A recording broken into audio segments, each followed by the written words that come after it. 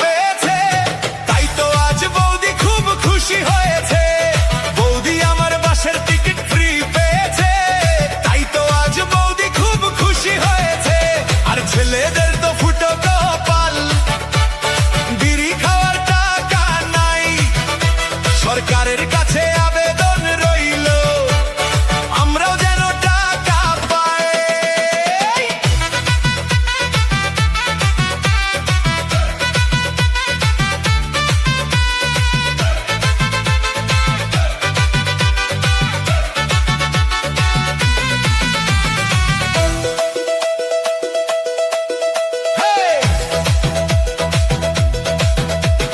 বৌদির মুখে হাসির ঝিলিক থামে না যে ভাই, আমরা শুধু হিসাব কষি, পকেটে কিছু নাই।